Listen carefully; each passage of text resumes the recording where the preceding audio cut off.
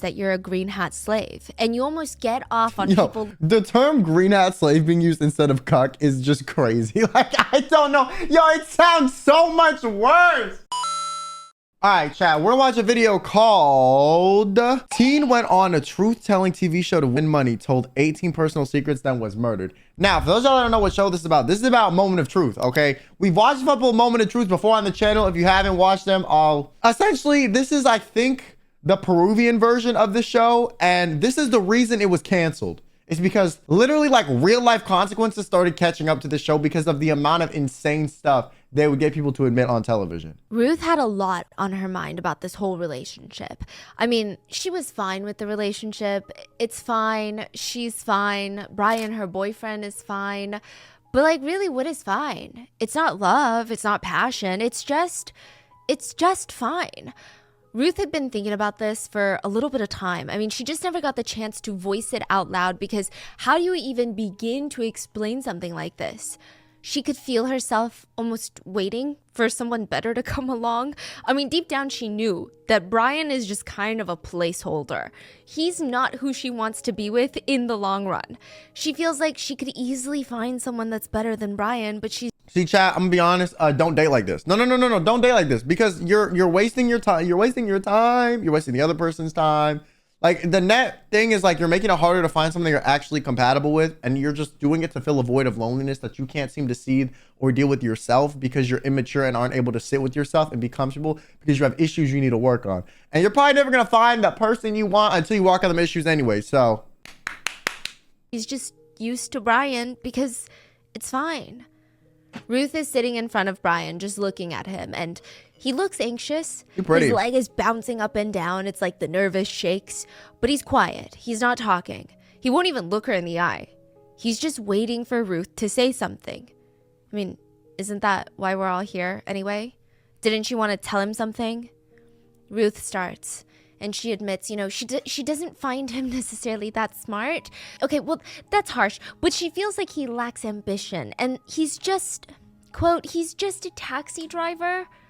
The truth comes spilling out of Ruth. I mean, it's a painful ordeal. If you were to see this unfold and witness this whole conversation, you would cringe from the stress. It's just so uncomfy. But we can because it's on the Moment of Truth. If this is happening inside of a local coffee shop, I wouldn't even stay to listen. I would get up and leave because it's such a vulnerable conversation that's so much to take in. I don't want to be a part of it. No, oh God, am I the only person who would stay in the coffee shop? I'm just sitting there like, pretending to be working and shit like it's real life reality, you know, VH1 reality television. Like, I'm just there, like I'm not doing anything. Like, I'd order a second coffee. All right, at least y'all are saying the same thing. We all going to hell. He can't just get up and walk away. Ruth is staring at him. Y'all going to hell. But also, so are Ruth's parents. They're sitting right next to him, listening to all of this. They're watching this whole raw conversation go down. So Ruth, boyfriend, and the parents are all sitting together. And Brian looks up and it feels like everyone is staring at him, just waiting for him to react. He can see the first row of people clearly. No one's moving, they're holding their breath, but somehow he can feel that they feel pity for him. He can almost see it in their body language. The lights are too bright, so he can't see all of their faces, but he can feel it. Is Ruth the villain? The second like, row low-key, she told some dirt she probably shouldn't have said. But also, like, I don't think that equates to her needing to get murdered. I'm going to be honest. Their faces are less clear. But from the body language, he can also feel that they feel pity for him. He's got a whole audience. He glances around at all of them, just sitting in their seats, staring at him.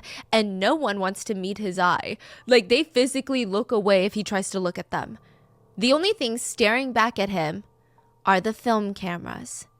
He feels the studio lights and his neck is getting all sweaty. He can feel his cheeks go red. 100-something people just witnessed the most embarrassing, painful, pitiful moment of Brian's life. And that's going to be broadcasted. In real time. His girlfriend telling him that she thinks she can do better than him. And soon, the cameramen are going to import the footage, edit it with some dramatic sound effects, and they're going to linger longer on his pain, emphasizing his hurt, his betrayal. And then soon, millions across the nation are going to watch this very moment. This is the moment of truth. Cue the theme music for the truth-telling reality TV show that Brian is on, where contestants win money for sharing their deepest, darkest secrets, and oftentimes illegal secrets even. The catch is that the contestant must bring their loved ones on and answer the questions truthfully in front of them. Like, yo, whoever created this show is an evil genius. No, unironically, like, this is like some Black Mirror like, they quite literally... Like, I feel like nowadays with social media, this wouldn't maybe be as big of a deal. I feel like if they brought this, actually, I don't know. I feel like everyone nowadays has gotten more extreme. I feel like if they brought this back, it would be way worse. Like, there'd be like social media beef and stuff like afterward, you know? Like, it would be bad. Yeah, this was the show, right? Yeah. Is this still going on? No, I don't think so. At least not in the US or in Peru. Yeah. Now, Brian had found himself on stage with his 18-year-old girlfriend. He Ruth, low-key and good her looking parents. too. They both good All looking. of them actually were forced to listen Not to gonna lie. Ruth's deepest, darkest confessions being exposed on national television. But some things are better left unsaid. And I also feel like nowadays, if this happened, it'd be even worse because back then, if you got embarrassed on national television, like people couldn't look up your Facebook, your Instagram, and then harass you later. Bro, nowadays, if you were to do this, like people would know who you were, find out where you work, like everything would be out there and your life would just be ruined, bro. Like over.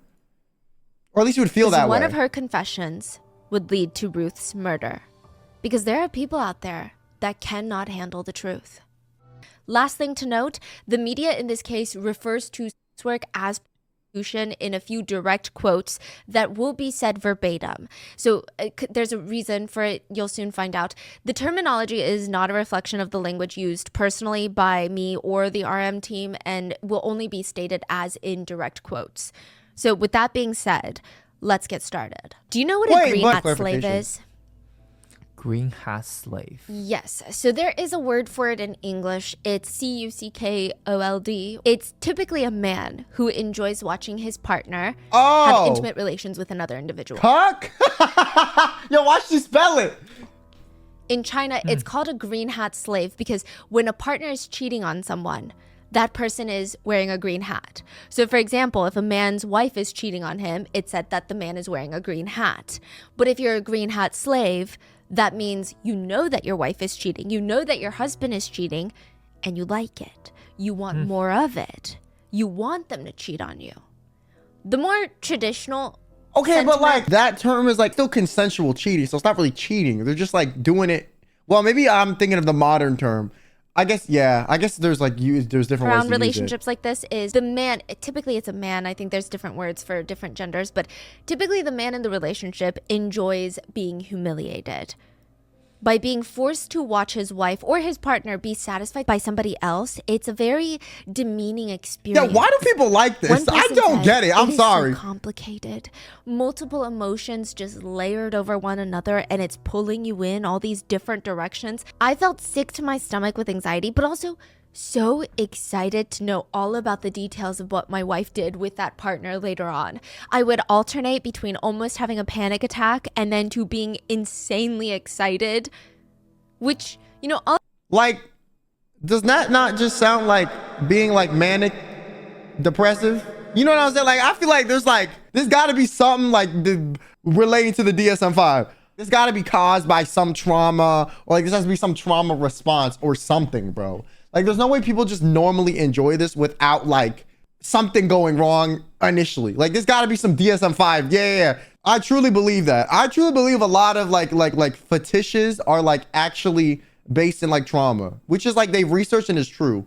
Which is why I feel like I don't think all of them should be accepted, because like some of them it's like you're actually just re-traumatizing yourself without knowing. All of it sounds a bit interesting, like a bit out there, right? But statistics show that up to 20% of men in the US fantasize about cheating wives. It's a very popular search term. What? Yeah. 20% of men thinking about their wife cheating on them? Hey, maybe 20% of men that consume regularly. But like, I don't think 20% of the general population, bro. Like, excited about that? Yes, there's no normal census for something like that. Like, it's gotta be like based on like corn on the cob searches and they percentage that. And if you're searching stuff on those websites frequently, like you're already kind of cooked in a certain way. Do not ever act on it. But I guess it is like intrusive thought Or I think it goes a little bit more than intrusive thought. I think it was like the types of videos they watch, types of fantasies that they perhaps have. okay. They say it's a complex symphony of emotions. They say that there's jealousy, shame, arousal, inadequacy, gratitude, lust. And Like, so the first that does step not of sound humiliation fun. is to know that your wife or your partner is What? with another man. Then the next step would be to see it play out. Watch it, knowing that you're not a part of it. You're not involved unless they ask you to, that you can't just join them because you want to. You just have to sit and watch. Then the third step would be having others know what's going on. like publicized. Yes, that is the ultimate humiliation. Everybody knows that you're a green hat slave, and you almost get off on people. The term green hat slave being used instead of cuck is just crazy. Like, I don't know. Yo, it sounds so much worse. Green hat slave? Like, what are we doing? Yo, nah, just say cuck. Please, just say cuck. Like, why can't you just say cuck? Why? Why not? Looking at you with those eyes of like, oh, it's okay. It's gonna, ooh, I don't really. The pity, the embarrassment. Some people like that. So for people who enjoy this type of pleasure mixed in with humiliation, I guess it's understandable. I mean, I think many intimate activities are a thin balance of pleasure and pain, and I imagine that humiliation falls into the psychological pain aspect rather than like physical pain. And as long as it's between consenting adults, I think more power to you. It's great. Do whatever you want. But what about the people who experience this involuntarily? Like being cheated on? You're just So publicly and being called. But you're not really a if you aren't okay with it. That's the thing. Which is a very demeaning term for most heterosexual men. They get green hat slaved I without feel like that's wanting even to a be. demeaning term for literally like a heterosexual woman, a gay man. Like, I feel like if anyone's called that, low key, they're gonna be upset. You know what I'm saying? Like, I don't think it's just hetero men, bro. I low key think it's everybody. I ain't gonna lie. If you're not into it, you do not want to be called that. It happens to them and they're just left with all that humiliation and none of the pleasure. Then what happens? There's a truth-telling reality show called Moment of Truth. There's actually a lot of versions of Moment of Truth. There's even Moment of Truth Korea, and I believe most of them, they're no longer in production, but it was remade by a ton of different countries, and each version of this reality show has a slightly different rules. But I'm just going to go over the main ones that are pretty consistent across the board. This is how the game show works. There are 21 questions in total that you, the contestant, will be asked. The questions are going to be divided into 6 different levels. Each level, 1 through 6, has a grand monetary prize at the end. So you get to level 2, for example, and you win $10,000. Then you finish level 3 and you win $50,000, like that. And technically, as long as you don't lie, as long as you don't break any rules, you can decide to stop at the end of any of the levels. So for example, if you get to level 4 and you haven't broken any of the rules, there is no rule that forces you to keep going. You can walk away with whatever money that you've already accrued, and it's not like an all or nothing type of show. The money goes up per level, and so do the intensity of the questions, but you don't have to go to level 6. So I never won it all. I actually don't know. But In if fact, you go to level 6 and then you lied, do you lose it all? you lose it all. At any point, if you lie, you lose it all. At any point. In fact, it's actually unheard of to get to level 6. There's only one person in the entire history of the show in America that made it to level 6. And Who? Really? that whole season could not be aired because of what she exposed. What Her did she last expose? question for $500,000 was, do you believe that your father had intimate relations with a minor? And she answered yes. What? Wait, how do you know this if it wasn't aired? Yo, can you find this anywhere? Oh God, I will watch this episode. I do not care, bro. I do not care. If anyone knows where to find this, let me know, bro. And the answer was proven to be correct. What by her opinion? Yeah. Well, I mean, So- she might have seen the proof, but I'm saying like they didn't investigate the dad. It was just based on what she believed. I'm not That defending was the level dad. I'm just 6. saying. The money does go up per level, and the intensity of the questions naturally. Also, my thing is like, how the hell did they even know that this was a thing the dad did to ask her the question? That's what I don't understand about the show. Like, how do they always get this insider info? Also go up. So the first level, it actually consists mainly of social dilemma questions. Would you rather give food to a man without a home or a stray dog?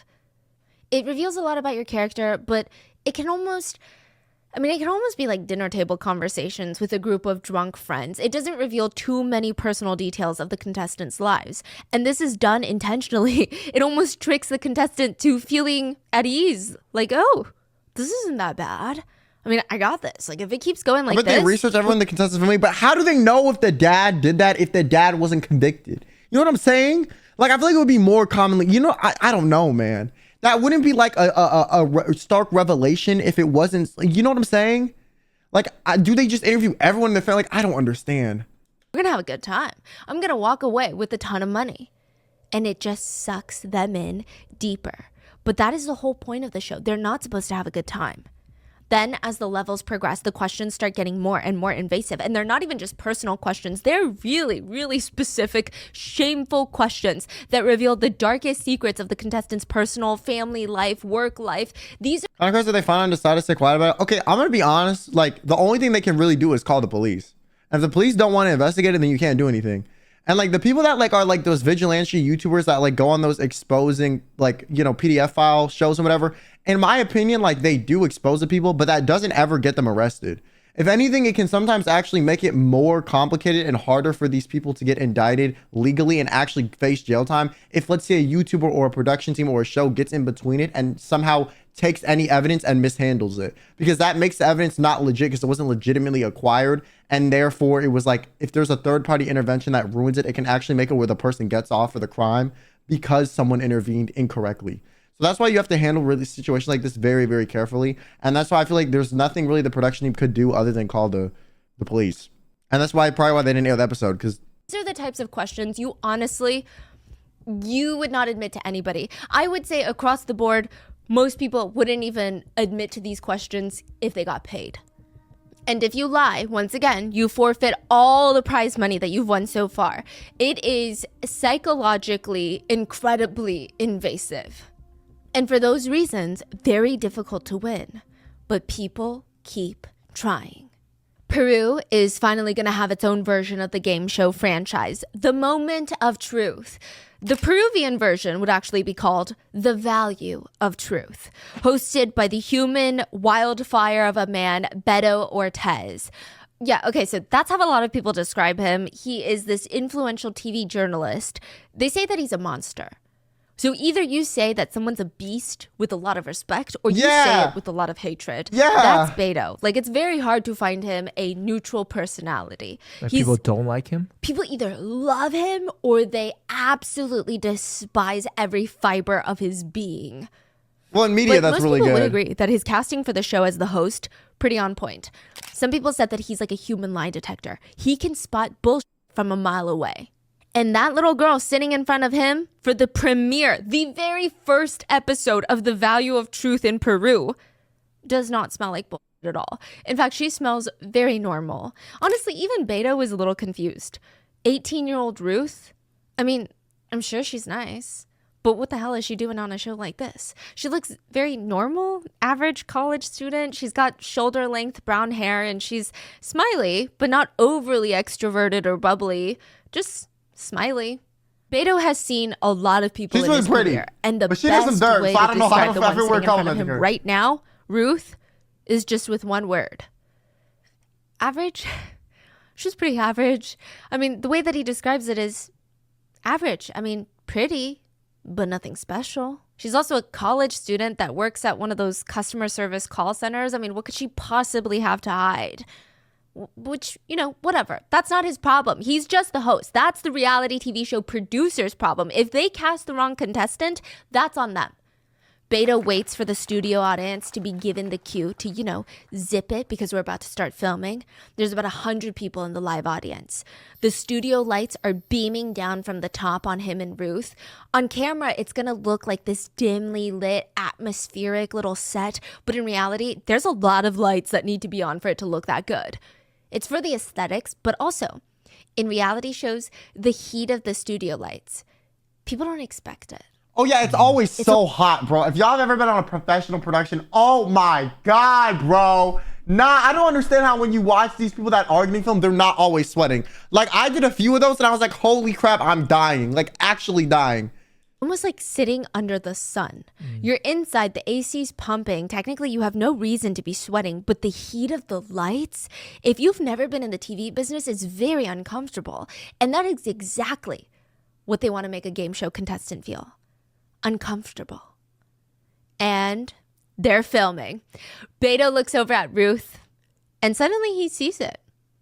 The minute that the cameras turn on, they start filming a small glimpse of why she was casted. The minute that they start in action, she seems to have almost this playful look in her eyes. Maybe she is hiding something. Beto looks at the cameras. Today, a Peruvian is 21 questions away from winning 50,000 sols in cash. Will there be any honest person left in Peru? It's time to find out the value of truth.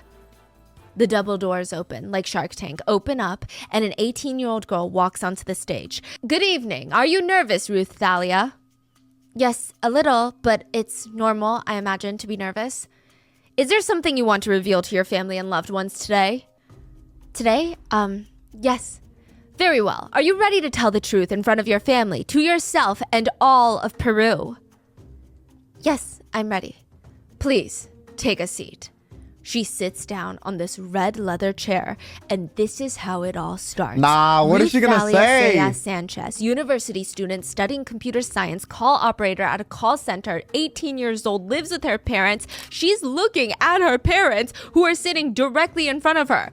This is interesting. The show's whole concept is to have the contestant bring in their closest loved ones and make them sit there and listen to the truth. You're being held hostage by the truth. Typically, 3 guests are allowed. Please introduce yourselves. We have Ruth's mom, Ruth's dad, and Ruth's boyfriend, Brian. The host also thinks that Brian is nothing special, by the way. I mean, he just looks so average. Kind, but again, average. Typical neighborhood boy trying to make it, driving those moto taxis. Do you know what I'm talking about? They're open. It's not really like a car. It's like a motorcycle. Wait, those are kind of, those terrify me, bro. Just trying to survive. He's got a girlfriend. I can never drive one of goes those. out on the weekends to have fun, and then the cycle repeats, and pretty much nothing spectacular. That's the rest of his future and the rest of his life. That's how Beto feels. Brian Romero Levia. Everyone give Brian an applause. Thank you for accepting to come and accompany your girlfriend, Ruth Thalia, in this challenge that she has chosen to go through. How are you feeling, Brian? Or should I move so y'all can see Stephanie's face? Hold on.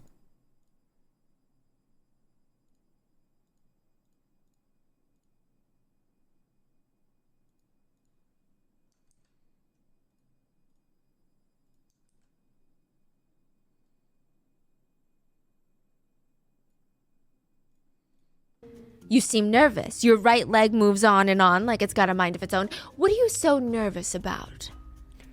That she may have cheated on me?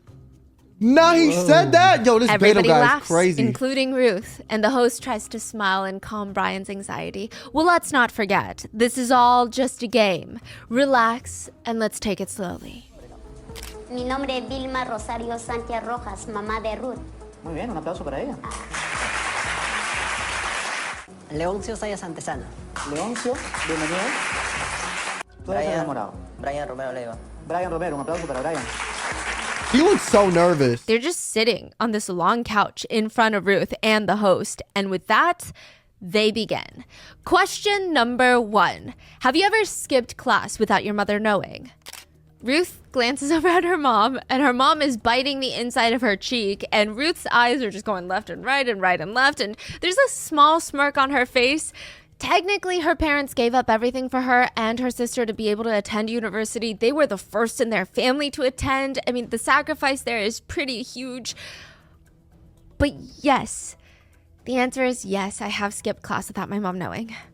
Ruth is biting her lip and she's like glancing at her mom, and the robotic voice comes on. There's always a long pause after the contestant's answer, and the host is not the one telling her if she lied or not. A robotic voice comes on.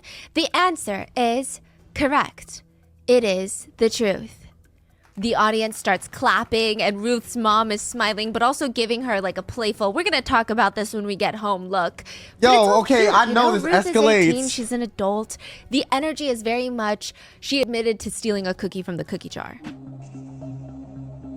La respuesta es verdad. Verdad. How many questions?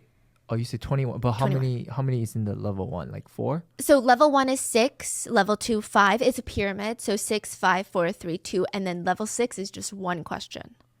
Wow. One question. It must be really, really crazy question. Yeah. Like, did your dad have intimate relations with a minor? Wow. Yeah. Question number 2. Have you ever had a nose job? Yes. And the answer is true. Yeah, I Question mean, number who will lie 3. about that Are you on? satisfied with your appearance? Ruth admits she does try to take care of herself. She likes to diet, and she doesn't really have the energy or the motivation to really go to the gym and work out. So she might not really have like the most care about her physical appearance. But I mean, yeah, to a degree, she cares a bit. The host tries to egg her on. When you see yourself in the mirror, what do you see? Do you see a Chinese girl, an Indian girl, or an indigenous woman?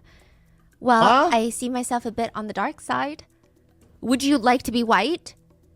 Yes. That's what So, they are you asked on the... Yo! What? Satisfied with your appearance? No. The answer is true. Meaning, she is not satisfied with her appearance.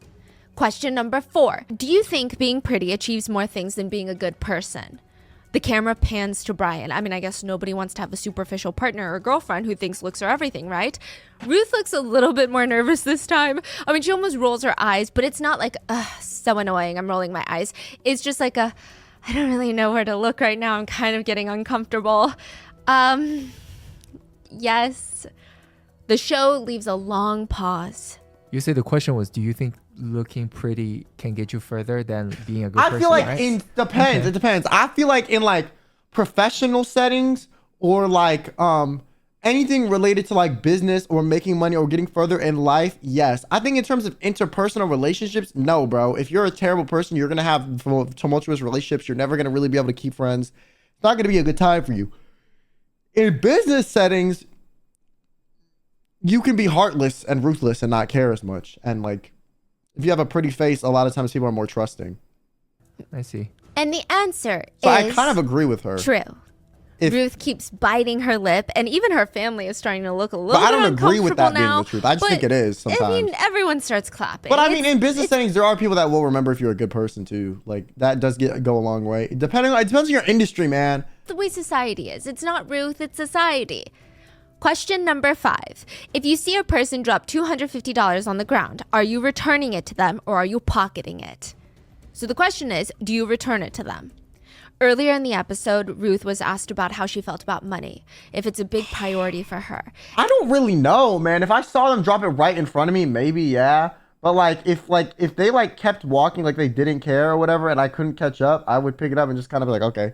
Or if I just saw it sitting on the sidewalk, I'm picking it up. And just being honest, she told the host, yeah, it is. It's one of my biggest worries in life. I mean, she has to think about money a lot, not because she's obsessed with money or that she's materialistic, but when you don't have something that you need to survive, you're gonna fixate on it. It's not like she's money hungry. It's just she just doesn't have a lot of it. So yeah, it is a huge concern.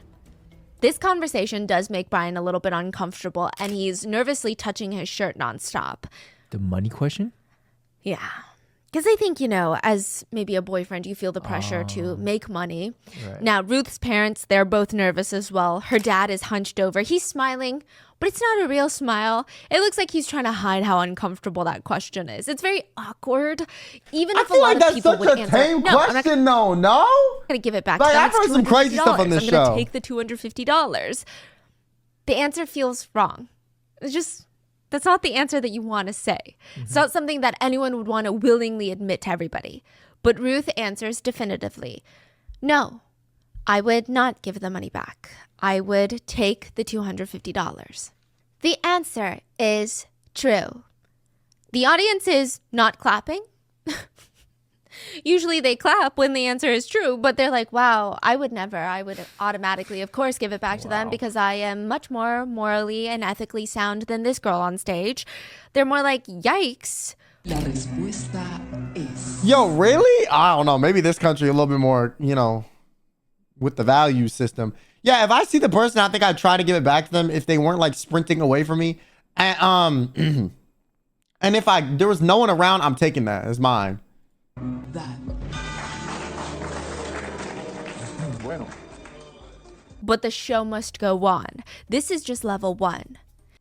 And question number 6, Ruth. This is the last one for level 1. Once this is complete, you have the choice on whether or not you want to advance to level 2. Have you ever gone 20 days or longer without showering? Wait, 20? what kind of question is this? Ruth glances down. Yes. The answer is 20. All right. true. And everyone in the audience starts laughing and starts clapping loudly. Ruth has just passed level 1. 6 questions, all answered truthfully, and she will now advance to level 2. The questions were simple. Okay, I don't know what it's like in Peru, because like in some countries, people don't shower every day because it's too expensive or they can't afford it. But 20 is insane. I've never once heard no like Southeast Asian country, no one ever be like, yeah, you know, I didn't shower for 20 days. Like that's normal. You know what I'm saying? Funny even. She answers the questions honestly, and with each honest answer, she gets one step closer to her big monetary prize, and everybody's happy. She's happy, her family's happy, the audience is happy. Do you know like how much was level 1? $250. Oh, what's the Yes. final Okay, price? so the final price is $13,500. However, this is in comparison to Peruvian minimum wage. That would be a few years worth of work. So I guess Oh, the equivalent in the United States would be, okay, so the cash prize for America was $500,000 Wow. for winning the whole show. But okay, wow. Okay. Yeah, so I mean, I know that like maybe in context, because if we put it into USD and considering the standard of living, it might not sound like enough money to reveal these types of secrets to the whole nation, but I'm going to try to put it into context, you know. Yeah. So okay. everybody's happy about this. She just won $250. Everyone's happy. But happy is not good TV. You know how a group of crows are called a murder? Wait, Yeah. what?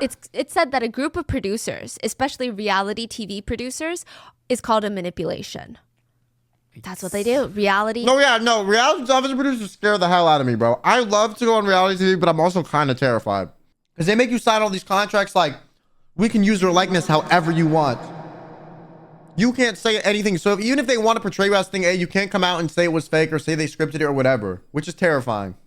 Not gonna lie, especially as someone who's used to putting out their own content and stuff. So if I ever go on reality TV, just know that that's the case. TV producers, they're there to create good TV. Nothing else really matters. If they can't do it, they lose their job as producers.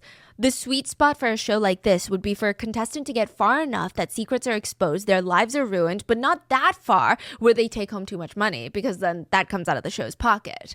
And picking each contestant is a very big deal. How do you even know if their secret is even worth the amount of money that they're winning? Let's say they get to level 5. Are their secrets even worth the amount of money that the show now has to pay them out for? Does the audience even care about them like that?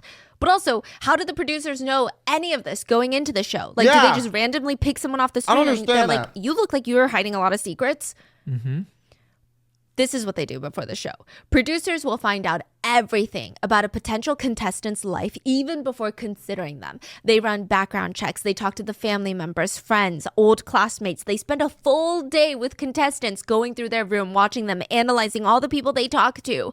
But the moment of truth, they go even a step further. They do something very fascinating. They conduct polygraph tests.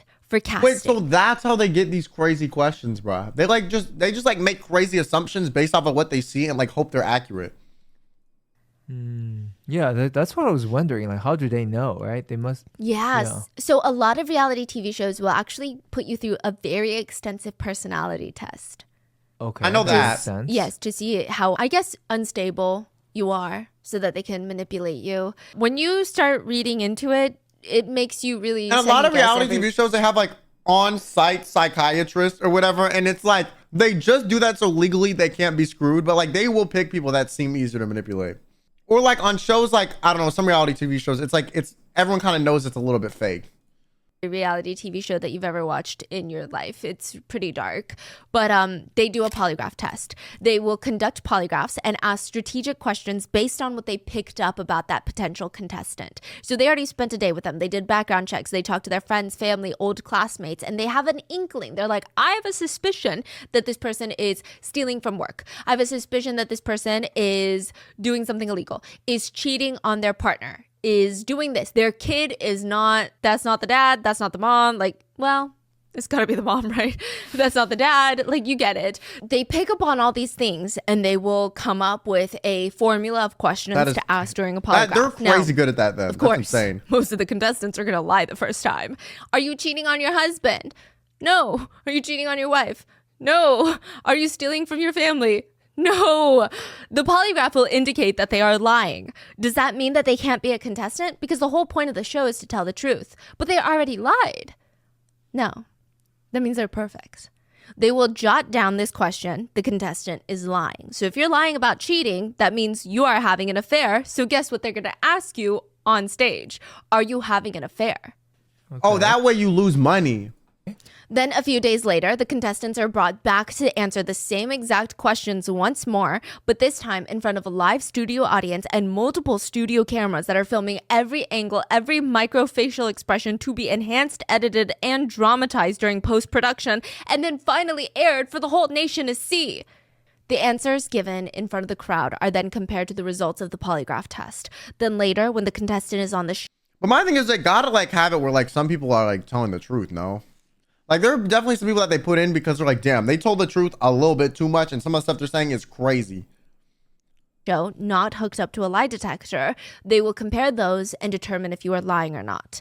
Now, so they do it 3 times? Just twice. Oh, yeah. Now, what's very interesting is that polygraphs are not that accurate. They're not even used in the court system as evidence for that very reason, that they're just not that reliable. I mean, one way that you could allegedly beat a polygraph is put a thumbtack in your shoe. Yeah, you put a thumbtack in your shoe, and every time that you answer something truthfully, or like you want a specific result. So if you want everything to be perceived as true or false, you step on it so that it's very consistent. So let's say I'm lying. Wait, so every time you... And I say, I did not eat mango, okay? But I did eat it. Then I would step on the thumbtack. So when you're lying, you're stepping on the thumbtack. And then when you're telling the truth, you step on the thumbtack. Step on. Oh. Because it triggers a nerve response that they're trying to measure, essentially. Because they're trying to measure the differences in your nervous response. So if you're always getting like stimulated by like pain, like a strong pain, that's going to overstimulate your nerves more than like an emotion would. That's like kind of like when you're lying. Yes, so it gives a consistent so I say, rating. Is your name Stephanie? I step on the thumbtack and I say, yes, my name is Stephanie, because that's the truth. But then you ask me, did you eat mango's mango? And I step on the thumbtack. Is this real? Really? You just do that? No, we that don't low-key know. makes sense. This is a speculation. I think anything that like spikes your nerve inputs that more than like your potential lie or emotion would work, actually. Recently, there were a lot of cops who were arrested for teaching perpetrators how to beat polygraphs. Wait, but you just shared that. I don't know if, I think that there's better ways. I think this is just like a very colloquial, what's on Reddit type of way. But I'm sure that there's maybe much more enhanced ways to beat it, like in a foolproof plan. I don't know if you can beat the sweat with that though, but maybe you can. I don't know. I feel like a really sharp pain is a very like strong nerve response. I don't think that this is foolproof. I think this is maybe better than not stepping on a thumbtack. You know what's actually best is not take a polygraph and get an attorney would be the best. But yeah. Wow. And there's cops trying to teach people. Yes. And they were recently arrested, a few of them. It's been a problem apparently. What that means, what makes it even more interesting is the first time around, if someone is cheating on their partner, they could lie and say that they're not. And the polygraph could easily read it as them telling the truth. But on stage, because they don't know their results of the first polygraph, and because they believe everyone knows their lies at this point, they just confess to the cheating. Does that make sense? It's like you take a polygraph, but the polygraph, the results are not that accurate. But when you're on stage, because of the subliminal messaging and the bias that's been fed to you that they know the truth. So you just tell the truth. Yeah, you end up telling the truth anyway. So what does that mean? That means they don't know if you're telling the truth or not? I feel like it's very loose. Yeah, they know. Like they're basing it off the polygraph reading, but polygraph readings aren't that accurate. But naturally, the contestants just end up telling the truth. I mean, I guess that is true. Like, how do you prove that whatever you say is truth or not? Like, I don't think the psychological influence really affects it because, like, I think they feel the need to tell the truth because they think the polygraph is more accurate than it is. If you know a polygraph is inaccurate, you're not going to care to tell the truth as much. But also, considering that a polygraph is accurate, like probably 50% of the time at a minimum, why would you risk lying and then losing all of the money? You know what I'm saying? Like, why would you risk lying and losing all the money if you know a polygraph is going to maybe nail you 50% of the time? Like, it's not worth it at that point if you already admitted to a bunch of other stuff. It's true or false. The strength of the nerve response make it seem suspicious. Do they not read much into it? I think if every time you answered a question it spiked crazy, they would probably be a little bit like, huh? But maybe they might just be like, oh, they probably just have really bad anxiety, you know? Because sometimes if you know you're being judged, like on a polygraph, if they ask you a normal question like, what's your name? You might be like, oh my God, and get anxiety, and then it will spike. So I think doing that will just make it where the readings are consistent. Whether or not like the readings are like above normal or below normal, I don't think they can really use that to dictate whether or not it's true. Because if a lie versus the truth reading is exactly the same, like they ask you a question that they know is true, like, is your name this? They know your legal name is that. The input is like, let's say 10, right? Then they ask you a question, did you kill so-and-so? And you lie, but it's because you stepped on a thumbtack or stimulated something, the input is still 10. They can't really be like, well, 10 is too high for a normal input for any question and then write it off. Because that was the same as your baseline questions. So they get a baseline with the initial questions you ask. I do think if your inputs were crazy high, they would be like, huh, what's going on? And so they probably make the polygraph test like have less weight in whatever they're trying to use it to figure out. But like I said, they're not like admissible in the court system because they're just not super accurate. And also the accuracy of the polygraph depends on the person giving it to you too. Like the person actually mandating the test is also like determines how accurate it is too. Because they have to get a baseline for the readings and kind of like make assumptions or assessments based on like how big of a jump is valid of like this is a lie. You might lie one time and it jumps up, let's say like 1 point, right? I'm just saying points. It's not actually points. It's like readings. But it jumps up 1 point and you might lie again and it jumps up like 7. And so they might have missed the first one because they think, oh, that's too low of a jump to jump up. But the only person determining if it's too low or too high is the person licensed to do the polygraph test. And you might not be the norm response with how high your lies are. So they might just think everything is a truth too. So that's also what plays a part into it. So like, that's why they're not super accurate. Because like sometimes if your reading isn't significant enough, they might just think it's the truth anyways. False based on what you said. And you can't even argue like, no, I didn't, or yes, I did. Like nobody will believe you. No, they won't. And also polygraphs, even if they're like, well, the polygraph results, well, polygraphs are not that accurate. So it just is like a very interesting concept. If you really sit there and think about it. Yeah, it's very problematic to say the least. Yeah. So Ruth was chosen because the producers knew that she's hiding secrets from her family. Stuff that would be shocking, get a visceral reaction when they're exposed in front of not just her family, but in front of the whole nation at the same time. The producers said, the reality is, we knew what she was lying about. Deep down, we knew that she was lying and we knew that she was hiding stuff. So she was the perfect contestant for the show. It's our job to make sure those secrets get out. All the unpleasant, uncomfortable details that is aired crazy for the world to see. That's our job. That's low-key devious. I'm not even gonna lie. It is my goal to travel more this year, but not just Yeah, I mean, it would be nicer if things were easy. Just proud of did admit earlier in the show. You're 50% off at rosettastone.com/rotten today.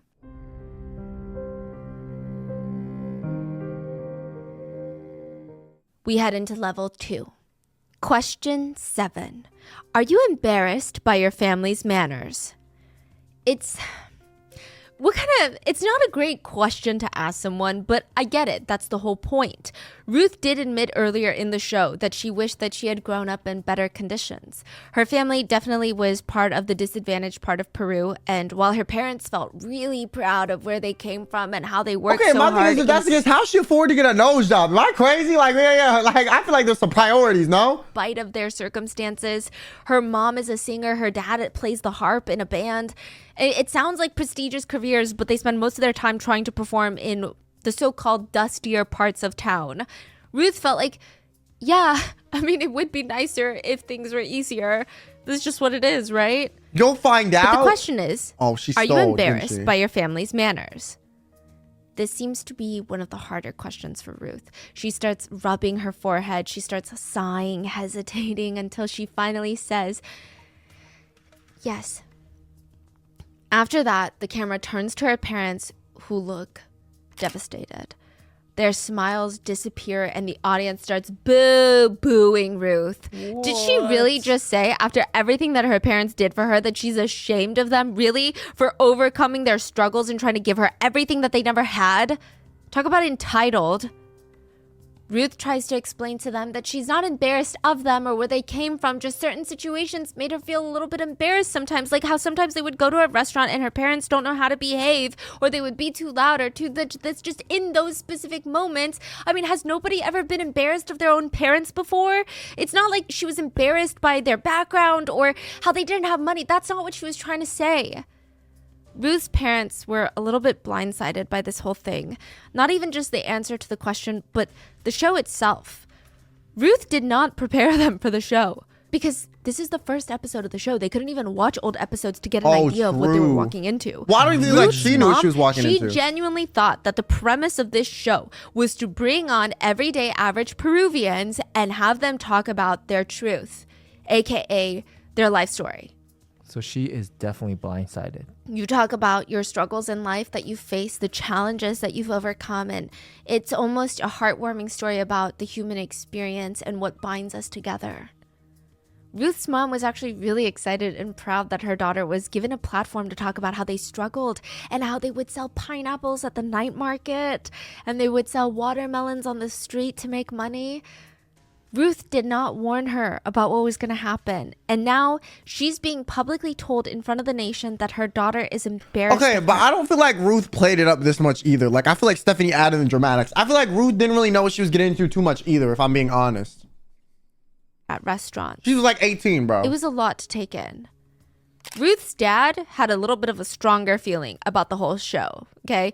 Call it skepticism, I don't know, but he was begging Ruth not to do it. It just doesn't make sense. What kind of TV show is willing to pay you that amount of money to share a heroic story about selling fruits at the market to make rent? That just doesn't make sense. That's not how TV works. He even told Ruth till the very last moment, right before they stepped on the stage, please don't do this. Don't do this. Just don't do it. Ruth's mom would come up behind him, scolding him. You don't support your own daughter. How can you say that? We have to help her with whatever she wants to achieve. Both I think the producer definitely lied to her. Showed up for filming. They definitely lied to her. But you can just tell sitting there, Ruth's mom seems a lot more relaxed, at least in the beginning, excited even. And Ruth's dad, I mean, his anxiety was practically tangible. The host even asked, what are you so nervous about? Are you worried? Yes, I'm worried. What are you so worried about? The things I'm going to find out about my daughter. I'm worried about if there's ugly things that I will never be able to forget. Ruth's mom, though, is sticking by her side. Well, I have a lot of confidence in our daughter. Since she was a little girl, I would talk to her and I would teach her and I told her how to behave. And hopefully she listened to all my advice. And I'm very confident in her. I don't think that there's anything wrong with her. Anything weird that's going to come out of this. And if that is the case, I'm probably going to faint. But now... Did she pass out? Now is there a clip of that? We got that in 4K? It seems like they don't even really know how to react to that question. Question number 8. Have you ever taken the morning after pill more than once? Yes. What? Yo, that's a stark escalation. I'm not even going to lie. 3 times. And the answer is true. Side note, Peru is a pretty conservative country, so it's just definitely an uncomfortable question to ask somebody. It's not like the US where everyone's like, okay, yeah, moving on, next question. There's a lot of stigma attached to that. There's going to be a lot of shaming that is involved with something like that. Question number 9. Would you forgive your boyfriend if he cheated on you? This one... I mean, like, okay, I'm gonna be honest. I think the morning after pill is fine, but I think like there should be some stigma in the sense that like you should have prevented the need to take it by other measures. You know what I'm saying? Like you should have used other forms of contraception prior to needing that, because needing that is like not good, and doing that constantly to your body is not good. Like it like messes with your hormones. Like it's not a good thing to do. Like you should have, you know, thought of like other ways to prevent needing that. I think that should be more like the conversation rather than like, you did it. It's more like, well, you did it 3 times, and it's like, well, damn, you're really not like trying to, you know, avoid needing to do this. You know what I'm saying? Like, you're not using a dom-com. You're not on a pill prior to this. You're not having, you know, homie like not do it inside. You know what I'm saying? Are they allowed to explain this, or do they just move on? I think they're allowed to if they want to elaborate. Does not seem to bother Ruth much. She just responds to it straightforwardly. No. The answer is true. I mean, it's not really the most insane question. It doesn't even reveal anything about anyone. It doesn't answer or reveal if Brian did cheat on her. It doesn't reveal if she cheated on him. It's just, would you stay with someone who cheats on you? Answer is no? Okay, moving on. The audience seems very uninterested in this question compared to the others. In the others, they would be gasping, they'd be wooing, they'd be booing. But this one, they're just like, okay, next. But Ruth, after responding to this question, she seems to start getting a little bit uncomfortable. She keeps kind of shifting in her chair, adjusting her shirt, kind of sighing nonstop. Beto, the host, turns to Ruth and asks if she wants her own family one day. Yes, but I think I'd rather adopt than have my own children. Wait, so they fill in with like these filler questions? Yeah, so they just like to get to know the contestant between the questions. And I think they're trying to provide more context. And it's almost like they have these filler questions that lead up to the actual question. I'm scared of the pain of giving birth, and I think it's beautiful to give a new home to a child that's been abandoned. Beto turns to Brian and asks if he wants a family and a child. He says, yes, I do. Okay, well, great. Question number 9. Do you ever feel like your boyfriend does not deserve you? Ruth glances and she responds very slowly.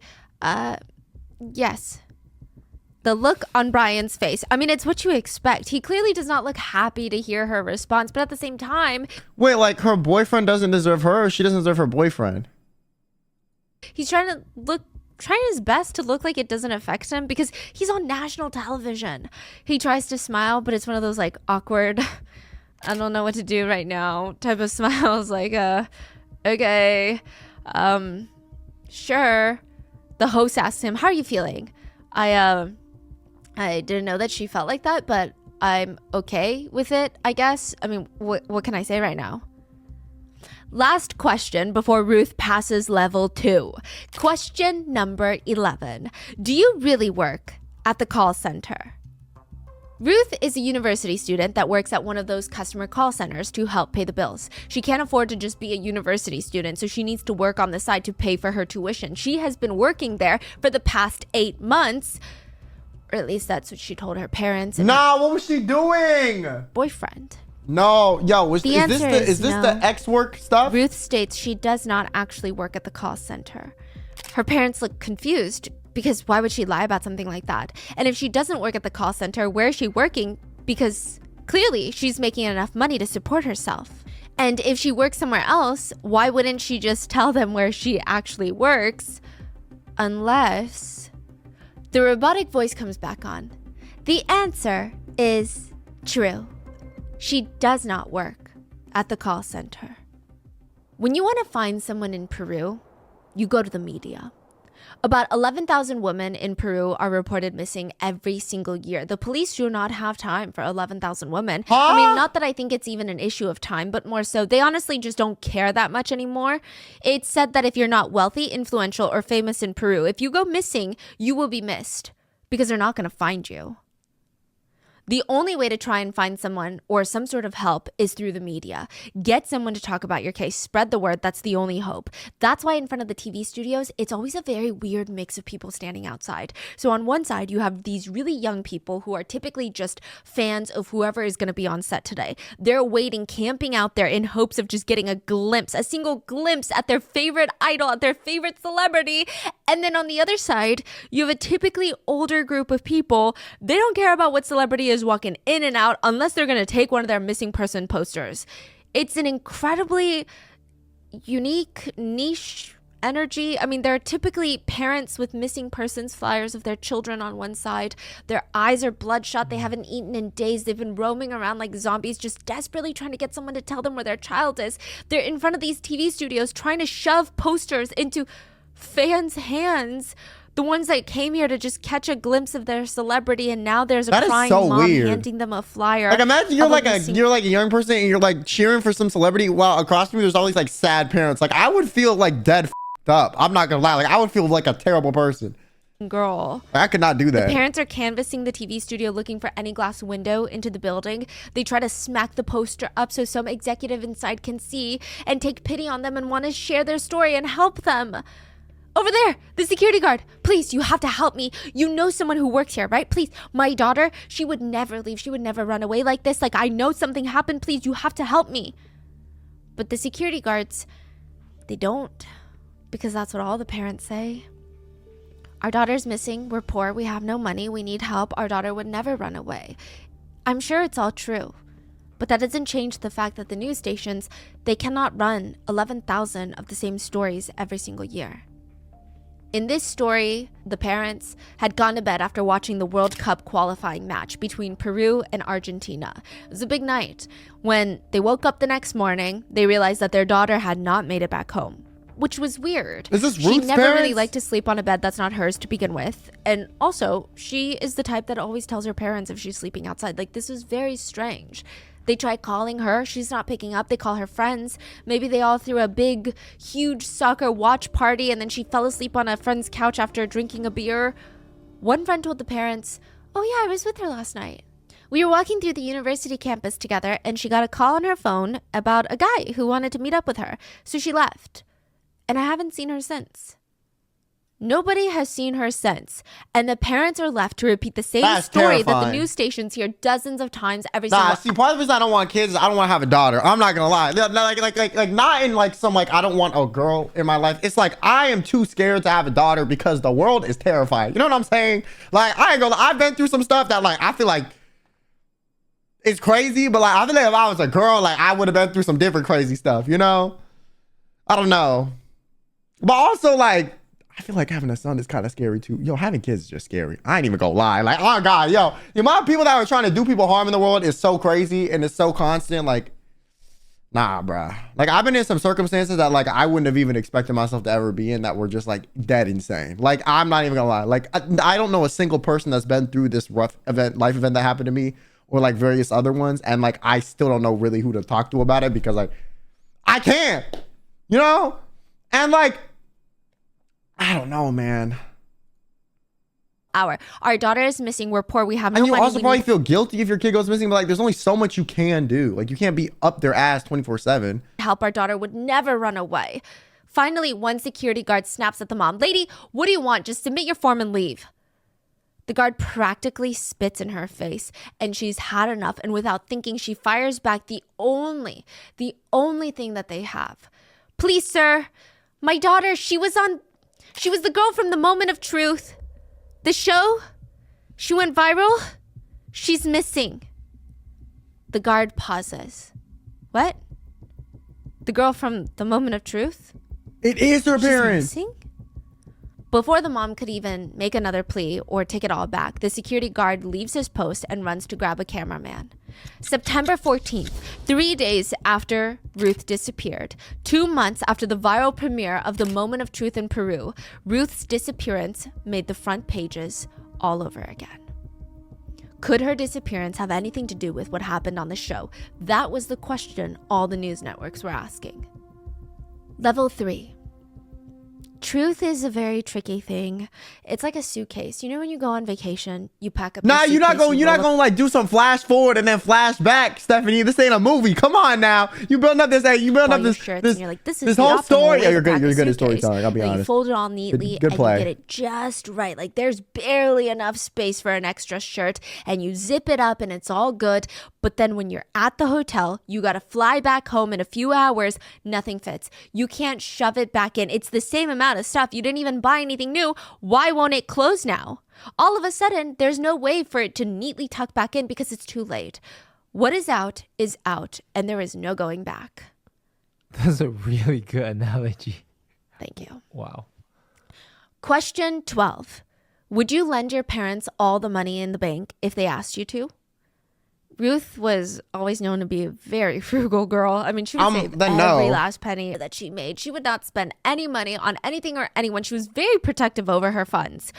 Ruth looks at her parents, and she already told them that she was embarrassed of their manners. All the money is crazy. And now this. Enough for you to be good, yeah. She responds, yes.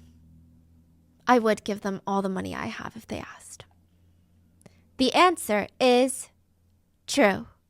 This is the win that the audience needed. I mean, this whole thing was slowly starting to get a little depressing, but now, oh, thank God, the audience starts clapping, cheering. Even Ruth looks a little relieved, but there's still more questions to go. Then the host, I mean, it's kind of clear what questions are coming up next. Beto starts asking Ruth about what she thinks of her boyfriend, Brian, who's sitting, 10 feet away from her. Do you think Brian is a handsome guy?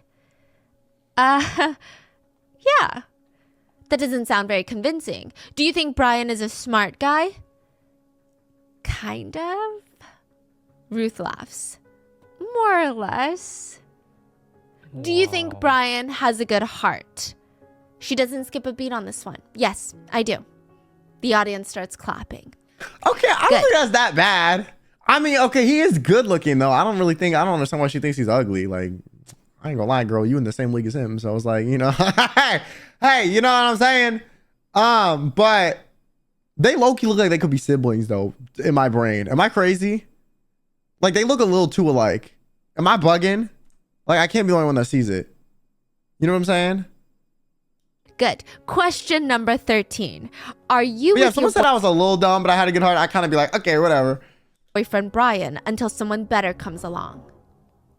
Ruth looks nervous. I mean, there's the right answer, and then the right answer is to say no. You know, you're in love with Brian because you love Brian and you would never leave Brian, and also because she literally knows what this will do to Brian. Maybe a bit. What, they're cousins? No, don't tell me they're cousins. Stutter that he was hypersensitive about, very insecure about it. When Brian was just 8 years old, his mom's new boyfriend pushed him down a flight of stairs, and ever since then, he had a slight stutter, which likely happened more so from the emotional trauma of being pushed down the stairs rather than the physical injuries that he likely would have sustained.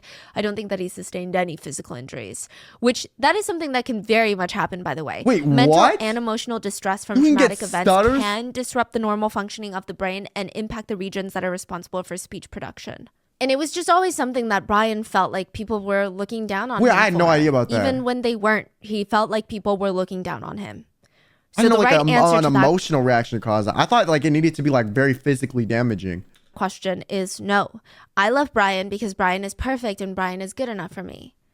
But the true answer, the answer that she needs to say to get to the next level and not have wasted all of this, not have done all of this for nothing, is yes, I'm with Brian until someone better comes along. That's like crazy to sound on TV. I'm not gonna lie.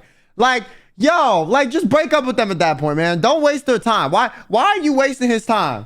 Why? Like, that's terrible, you know? Like, imagine someone said that about you. 12. ¿Estás con tu enamorado hasta que llegue alguien mejor? Sí. Verdad. They do kind of look alike, though, no? Like, they look like they could be brother, sister. Brian looks like, hey, listen. I'll be honest. Yeah, maybe I'm racist. Okay, I don't know. Hey, you know what they say? They're always trying to cook my kind for saying people of not my kind's ethnicity looking alike. But like, am I bugging, or do they kind of look like they could be related? No. Speechless. He doesn't even look. Yeah, the shocked. same eye shape. They know- both have like a really clean face, tiny noses. Well, she got a nose job, so I don't really know what her nose looked like beforehand. But given the fact that like her post nose job look, something is true, but to hear it said out loud adds another layer of trauma. That's what this looks like. And what's the reason? I was just saying how similar they look. All right, word. Someone else said it too. The host asks Ruth what her ideal man is. Why are you doubling down about what? Them looking similar? I did think they look similar. I mean, I'm fine with Brian. But I think I would like someone who's in a better financial situation. Like, they look like they could be related. You don't look identical to your sibling, bro. You look similar enough. She said that she just really wants someone who's very ambitious, and Brian just really isn't that. Brian looks really betrayed by this. He thought that they bonded through sharing the same experiences growing up. Ruth had to go help her parents sell pineapples at the market. Brian had to help his mom sell pre-made breakfast plates. His mom would be in the dirt floor kitchen. Literally, the floor of the kitchen was dirt. And she'd be cooking up these breakfast plates that they would shove into these flimsy to-go containers and try to sell them to workers throughout the town. That's how he grew up, and his prized possessions as a kid were his old soccer posters that he taped onto his childhood bedroom walls. They're like peeling off the walls because they're that old, but those are his prized possessions. It's not like he wants to be a Brian's the one who taxi killed her. driver. I low-key think he is. It's the only job that he can get right now. I'm He's not just gonna trying to lie. do his best. So yeah, That's my theory, the at least. answer, it sucked. It cut deep. The whole time, Brian's face looks really stoic. He doesn't have a lot of expression on his face. He looks indifferent. Wow. But when the camera zooms out and it pans down on his leg is shaking uncontrollably. Like, they low-key look similar. Nah, I'm standing on it. I'm standing on it. They even got some of the same. They even got what's the term? Like beauty marks on their face. And like a lot of times, if like one sibling has a few beauty marks, other person will too. The eyes, the nose, but I don't know. Her nose isn't her nose. Beto turns and his eyes fall on Brian. Brian, are you in love with Ruth? Yes. It shows. Yes, I am in love. How do you feel about such harsh answers today? Eyes and the nose look the same. I don't know what to say. Evidently, the answer hurt you, right? Ruth, that was a cruel, cruel answer. Ruth looks uncomfortable. I wasn't trying to make him feel bad. I don't want to excuse myself either, but... The host turns back to Ruth. Is Brian your first ever boyfriend? No, but he is the first man I've ever fallen in love with. Do you think love sees gender? Should a woman only love a man and vice versa? Now, to give you some extra context here for where we're headed, Peru is a very conservative country. There is a heavy emphasis on masculine head of the house roles. The patriarchy lives strong. And I mean, yeah, Peru is conservative, but I would say just like everywhere else in this world, everywhere has conservative parts of their country, so I'm sure everyone can relate. But in Peru, gay marriage is not legal. It's not even recognized as a union. But Ruth, like any normal, honest being, tells the host that she thinks anyone can love anybody. The audience kind of reacts like she's saying some very controversial things. Like some people are like, yeah, some people are like, boo. Beto turns to Ruth. Question 14. Do you have sexual fantasies about women? Ruth's dad looks like he's in pain. He looks like he's in agony, like someone lit the entire Oh, so they're trying to ask if she likes women. Oh. couch on fire, and he's tied to the flaming couch, forced to sit on open flames. That's what his face looks like right now. He looks like he's just hunched over in pain. Ruth glances at him and responds, yes. She responds that she considers herself bisexual, that she even kissed a girl once when she was younger, and that she's had these attractions since she was maybe 14. Her parents are practically in physical pain at this point. Her mom is rubbing her eyebrows like she's got this giant migraine. Ruth looks over at her parents, who just look exhausted, destroyed over it. Question number 15. Do you think you can maintain your current life and relationships without resorting to lying anymore? Ruth glances at her family. No. No. Because at this point, she has revealed so much. Honestly, too much. What more does she have to reveal? What more can she say? I mean, really, how can she go back to her life? So she's gonna keep lying. A lot of netizens think, is there anything worse that she can admit to than being bisexual? I'm laughing because that's crazy. Yo, that being like one of the worst questions is insane to me. I'm not gonna lie. Like, yo, I feel like in America, that'd be like the first tier. Hey, yo, you ever think like dude looks good? Yeah, man, you know what I'm saying? Like, I'd be tier 1. I don't know. I guess depending on the person, though, they'd make it higher. Like, if the person like was like uncomfortable with that, then maybe they'd make it higher up. But I feel like low-key, that'd be like level 1 here. But that's how a lot of people in the audience felt. What could be worse than that? She admitted to kissing a girl. What could be worse than that? This was the right hotel, right? I mean, no chance anyone would notice a random cab that's just sitting parked outside waiting for her, right? I mean, who would notice, right? Even at the hotel. The taxi. I mean, for context, gay marriage got legalized like in like what, like 2008, 2009, 2010. I don't know, around here, like something like that. So like then that's an even more conservative country. So like directly in front of the hotel lobby. And Early this is the 2000s, it wasn't moment legal she's going to even walk here. out of the hotel and lives are going to change just a little bit longer to see her beautiful face again. And a girl with brunette hair exits the lobby, exits the hotel. Her eyes are scanning the parking lot. She's clearly looking for someone. The door of the taxi flies open. This is the moment, seeing her again. But wait, it's not her. Huh? Ruth's father runs out of the taxi and walks over slowly. He's almost embarrassed that he jumped to conclusions so quickly. This is not his missing daughter, Ruth. He glares at the taxi driver standing behind this random girl. This driver told him that he knew where his missing daughter was. All it would take would be the most expensive cab ride to reunite him with Ruth. $250 to get him to the hotel that Ruth is staying at. Nah, they scammed the dad. That is some heartless ass shit, bro. Nah. That's what he told Ruth's dad. What? And it was all a lie. That's what it was. It was a scam. It was a lie. This was not Ruth. The girl doesn't even look to be the taxi driver's daughter either. It looks like she's just caught up in something a lot darker. Wait, that's it? It was a scam? Just a scam. The taxi driver, let me just drive you there and pay me the money and left. Yeah. Ruth's dad looks at this strange girl that's not Ruth and just tells her, go home. Just go home. Whatever it is, your parents are going to forgive you. She looks like a runaway. So just go home. And with that, Ruth's dad breaks That's some down good advice, and bursts though. into tears. But some people find his story a little bit interesting. He never mentioned the taxi driver's name, never reported what hotel it was and what happened to the girl afterwards. How did he get home? Did the taxi driver take him home? It was just a strange story. The authorities get another tip about Ruth's disappearance soon after. A miner states that he lives in the same neighborhood as Ruth and Brian, and he tells the police another very interesting story. He tells the cops that on the evening of September 11th, the last day that Ruth was seen, he was paid 50 sols, around $13, to be a lookout at the bus stop. The last thing the boys saw was Ruth being shoved into the back of a moto taxi by two shadowy figures. Level 4. The questions, like I said, are on a pyramid scale. So level 4 now just has 3 questions. Just 3 more questions, and that's it to get to level 5.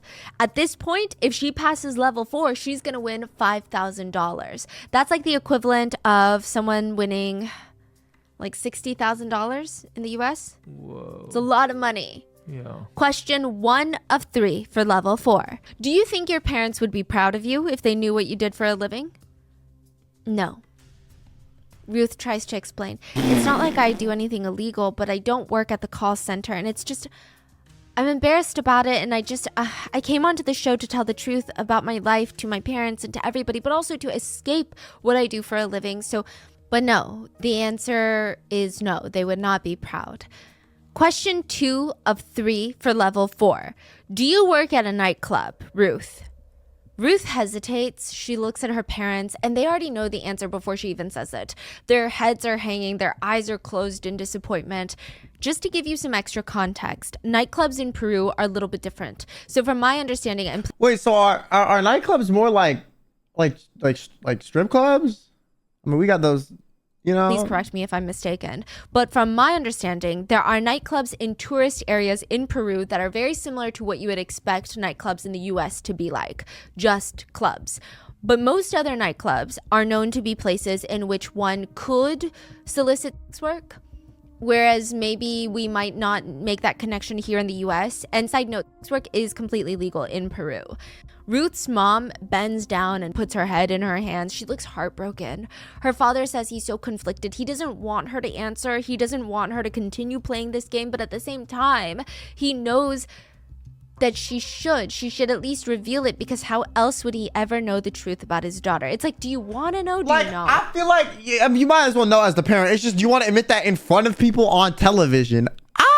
And also, I feel like if her reasoning for do this was such, she didn't have to do that anymore. Like she admitted this on TV, so she didn't have to do that, because it is kind of a risky job. The money here would make her where she didn't have to do that for a while, and that I can understand that, you know. Want to know? That's the dilemma. Brian, on the other hand, he doesn't even want to hear anything anymore. But Ruth has to answer. The question was asked, and once the question is asked, you either lie, which means you lose all your money, or you don't answer, which means you lose all your money, or you tell the truth and you walk away with what you've won so far. Yes, I work at a nightclub. 17. ¿Trabajas en un nightclub? Sí. Like, how do they figure that out? Ruth's mom has her head in her hands. She doesn't even want to make eye contact with her own daughter. She's hiding her face. She can't even look up and look at the cameras. She just wants to sink and disappear into the couch. Ruth tries to explain, and I don't know if it makes it any better. Like, how? She tries to explain that Do she they, like, just one of stalk her? 30 dancers at the club, and she gets paid around $50 per dance, and she only performs on stage maybe 1 or 3 times a night. That's it. And yeah, she's not wearing a ton of clothes at the club, but really nothing is showing. Like, none of her private. She's not completely nude while she's dancing. Ruth's family are speechless. They have nothing more to say So she's right like a now. stripper, For the past basically. 8 months, they thought she was working at a call center. It feels like she's living a double life. What can they say? But there's still one more question left. Question number 3 of 3 for level 4. Ruth's mom is practically begging her to stop at this point. Nothing more she can say is going to help the situation. It's only going to get worse from here. Brian, he seems stunned. Like he can't even put together complete sentences, even if he tried. It was a lot. If she answers the next question truthfully, she will walk away with $5,300, which is about 13 months of work for the average Peruvian. Wow. To try and put that into a clear comparison, that would be someone in the US winning around $62,000 if you look at the national average salary. Beto turns to Brian. Brian, what do you say to Ruth? Stop or continue? I don't want to hear anymore. You don't want to hear anymore. Ruth chooses to continue. One last question to secure $5,300. Yeah, I mean, at that She's point, already might come as so well. far. One more. Question number 3 of 3 for level 4. Once the question comes out of Beto's mouth, everyone goes silent. It's like holding their breath. I mean, they know what the answer is going to be because of course they do. They're not going to ask a question like this unless the answer is very clear. Ruth stares out into the crowd, but also at her parents and her boyfriend. Her mom is bent over as if she has a raging stomach cramp, like a stomach ulcer that came out of nowhere. She is literally hunched over. It is an impossible situation. Clearly, seeing her parents in that amount of pain, why would she keep going? She wants to just not answer. Of course she doesn't. But she's already come this far, and not answering is also an answer. If she doesn't answer, people know what her answer is, so she might as well answer with her own mouth and at least get the money that can be something to prove for this whole nightmare. Yeah, I mean, the moment I can't believe the show was ever a thing. Like, ever. Everybody already know the story, right? Like, why would they ask this question unless... Yeah. She looks at her parents, then back at Brian, then back at her parents. Just one word. That's all that is standing between Ruth and $5,000. Just one more yes or no, and she will be guaranteed to win the level 4 prize. I mean, of course, she can still continue to play level 5 for more than triple the amount. So she could get over $10,000. The comparison would be like $200,000 in the US if she were to complete level 5. Okay. But it's just about this one question. Yeah. So she answers. This is yes. what I'm getting now. It's like it's not really a truth telling show. It's literally you agree to air your darkest secret. Yeah, it's like how far do you want to go? Yeah. So they already know what's true. So they're just like, here's a list of your darkest secret. Every time you unveil more, I'm gonna give you more money. Exactly. Yeah, they're not paying for truth. Yeah, they already know. We already know the truth. Yeah. Wow. And it's like, I think they're just paying to watch your whole life fall apart, question by Yeah. question, really. Yeah. They ask the question, and she responds, yes. Everyone is just kind of gasping in shock and disbelief. I mean, it's the type of confession that makes you go, what? Is this for real right now? A woman's voice interrupts the commotion, and it is the loudspeaker that announces the results.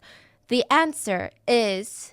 And the audience goes even more quiet, holding their breath, anticipating the answer. The answer is true. And the audience is basically buffering in disbelief. Wait, They're what at a is the complete question? lack for words. They look at Ruth's loved ones on stage, hoping that they're going to be the ones to break the silence. Her mother can't even make eye contact with her. Her father is fighting back tears. And Brian, her boyfriend, his eyes are glazed over, like he's disassociating. A producer called him a zombie, that his face was registering nothing in that moment, because they too are at a loss for words. It is Ruth that eventually breaks the silence. It was just twice. We needed money. We were in a bad situation, and it won't happen again. It's never going to happen again. Beto gives her a chance to explain, so she elaborates. I mean, the whole money thing, but there were also no options, and it's not like she enjoyed it. She mentions how she was bedridden with guilt for 3 days. She couldn't bring herself to get out of bed. She didn't eat for 3 days. What? So did she like? More silence. Did she? Beto tries someone to for some ease the cash? tension. You have now passed the 4th level and have $5,000 in your pocket. I think that's what it was. But it has cost you so much. Wait, so we don't know question yet? You will soon. Okay. You've already taken off your mask in front of the mirror, in front of your parents, in front of the whole country. Still, your parents are suffering. You must make a decision. Ruth has 2 options now. She can either walk away with the $5,000 or continue to answer the last 3 questions in hopes for doubling the reward. Before she answers, Beto continues and asks the family, what do they want her to do? Brian is bouncing his leg trying to avoid the questions, the attention, everything. Her father says it's up to her to make the choice. Her mother says, I want to leave, love, I want you to leave. Wow. Then from the crowd, one brave audience member heckles and the rest join. Go home, leave, don't do it, don't continue. No way. The crowd is letting their disapproval be known, literally booing Ruth off the stage. She has no choice but to say that she's going to stop now. 3 questions short of tripling her cash prize. The game comes to an abrupt end. Yo.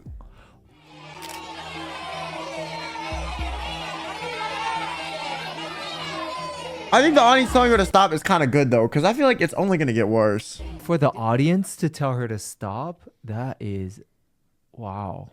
Ruth will be walking away with $5,300. And again, that's about 13 months of work. She earned almost a little over a year of work in just a few hours. It should be a moment to celebrate. Confetti does get released from the ceiling, and technically she should be celebrating because she won, but instead, her parents and her boyfriend, they just stay seated on the couch. They don't even get up.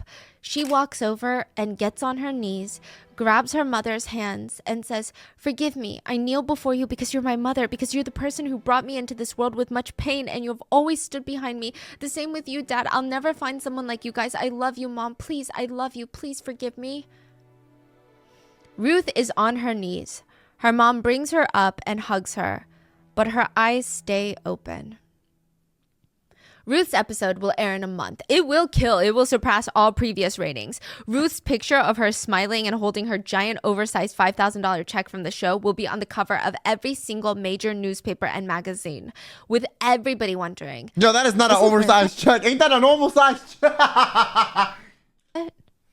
2 months later, a body would be found at the bottom of a well.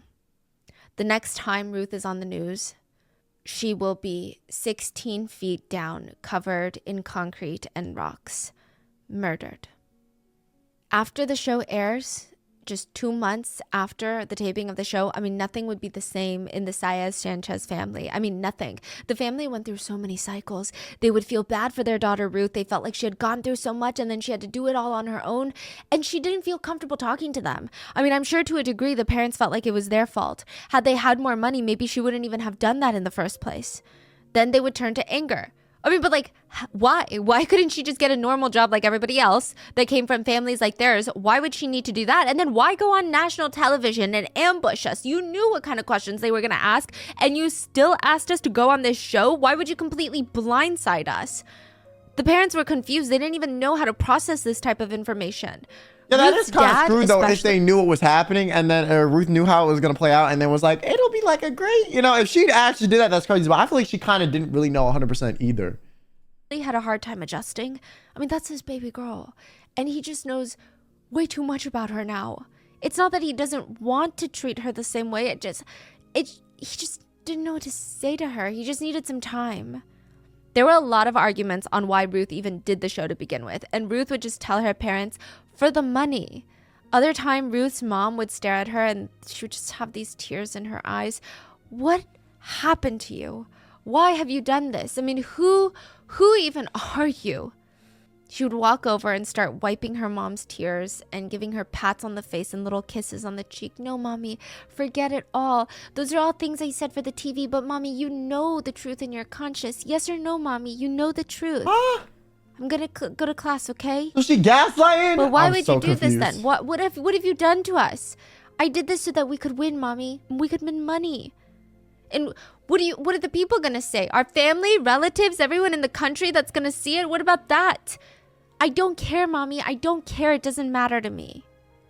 How else was she supposed to earn that type of money in that type of time? She wanted to open up a salon so that she could take care of her family and make sure that her parents don't need to worry about money. This show was going to move her closer to her dream. I mean, rapidly. Fine. Maybe she's going to be the laughing stock of the nation for a while, but at least she would have some sort of future.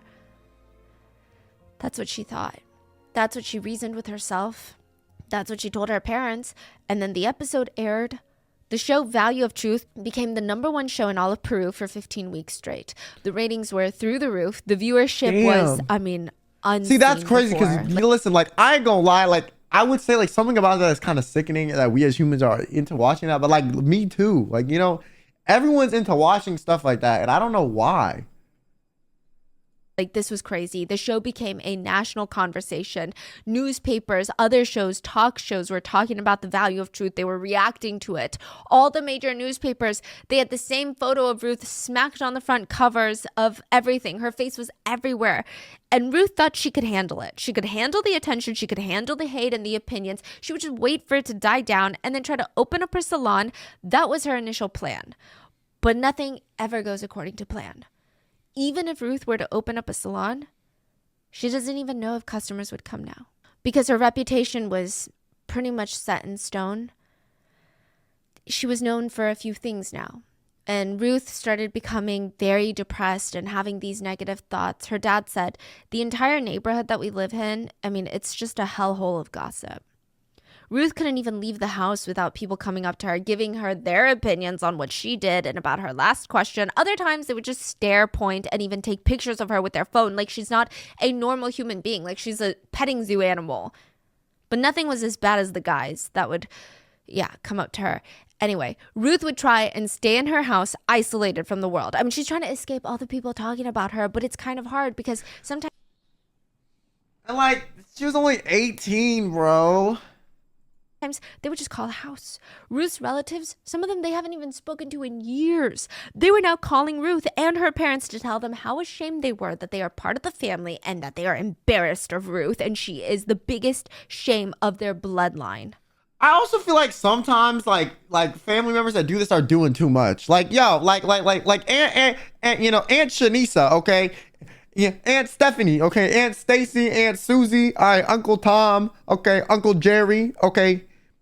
I know you cheating on your wife. I know you doing some crazy dirt too. Don't act like you're perfect, okay? Some of y'all that judge family members or have their family members or in-laws, relatives judge them, like they did the same thing, bro. They did the same thing, or if not worse, or have done bad stuff too, and they trying to act like they never did that.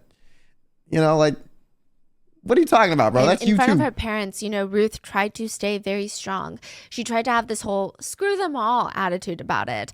I don't care what they say about me. I won money and my life is going to get better once this blows over and they're going to get nothing out of it. But with her sister Ava, Ruth was a bit more honest. She would lay there on the bed staring at the wall. What have I done?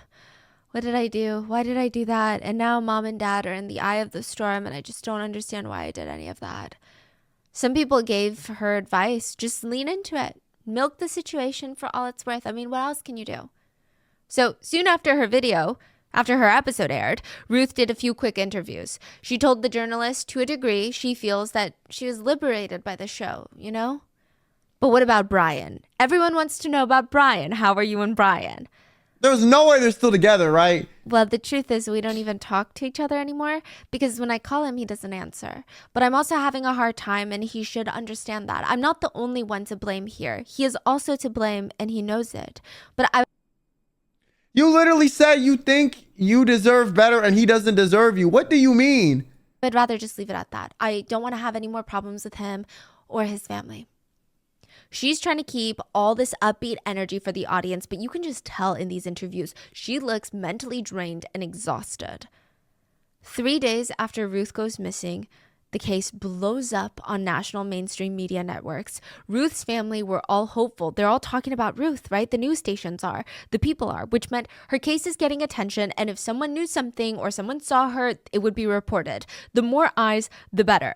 Ruth's mom remembers thinking, yes, I'm gonna find my daughter now. I'm gonna find my daughter. And she expected the news anchors to talk about Ruth's role as the first contestant of one of the most popular TV shows on air currently. Something along the lines of, the girl from the show The Value of Truth is missing.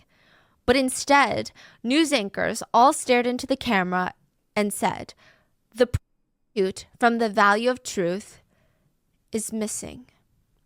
What? I do want to clarify very quickly that I wanted to change the word to sex work. That is crazy.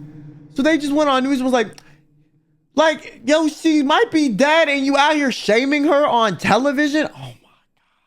That's crazy.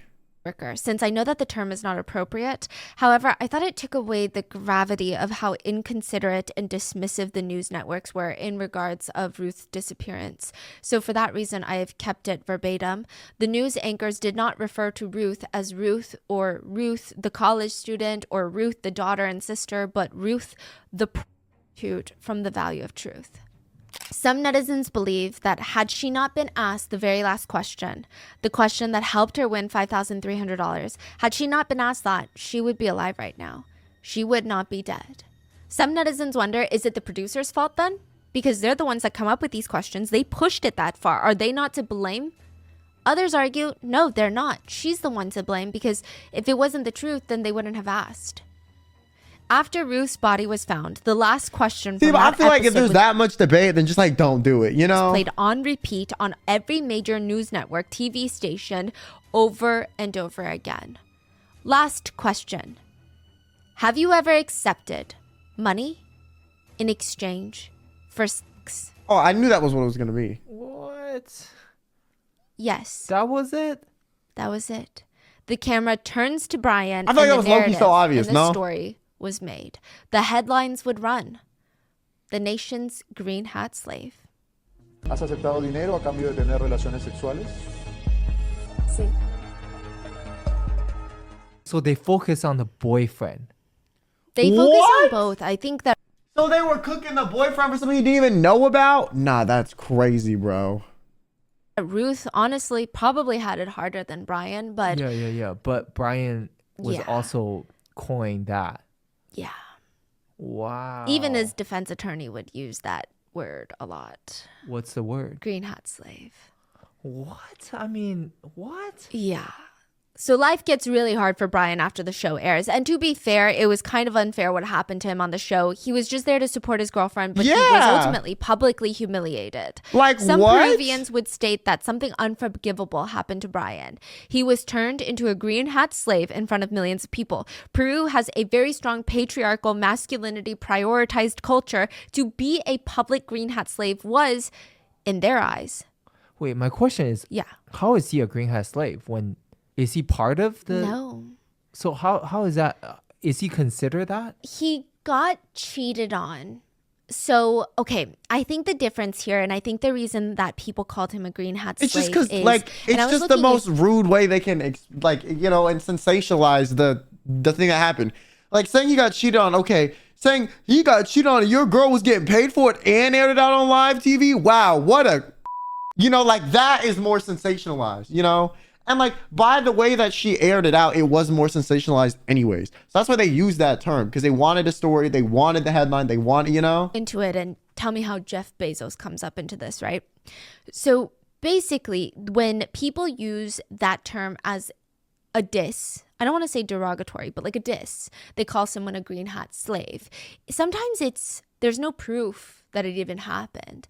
It's just a type of energy, they say, someone carries. For example, after Jeff Bezos was engaged to his new fiance, Lauren Sanchez, there is a picture of him. It's him and Lauren Sanchez on his mega yacht, Jeff Bezos's mega yacht. Yeah. And her ex-husband, who happens to be an NFL player, is also on the boat shirtless. And they're both looking at him. I see. And they say that even though Jeff Bezos is one of the richest men in the world, he always had this nerdy tech energy that people imagine him to be a green hat slave. So that became a huge meme. I just think that term green hat slave is because crazy. throughout the I don't whole know. Is that like that sounds more insane than just saying cock? I'm gonna be honest. episode, Ruth was saying things like she doesn't necessarily think that he's smart. She thinks that she deserves better than him. And he's there just supporting her the whole time. A lot of people felt like it was a green hat slave So moment. the whole message together makes him okay. Yeah, got it wasn't just he was blindsided and cheated on, but I think it was just throughout the episode, all these little things were stacking up. Got it. And yeah, I mean, once you're considered that, it's almost free game for anyone else to disrespect you and make fun of you. I mean, what are you going to do? You're a green hat slave. That's not me saying that. That's what a lot of people were thinking. Brian was walking home one day. This is after it airs. He sees a group of high school boys just loitering on the side of the road. He's maneuvering so he can just walk past them. But as they're passing each other, as he's passing the group, he catches one of their eyes and he can almost see the moment that it registers in the high school boy's brain. At first, he looks up, eyes are blank, meets Brian's eyes, and it's like a light bulb moment goes off. His eyes get bigger and he's got a little spark in them. His face starts moving. His mouth opens up. Guys, it's the green hat slave.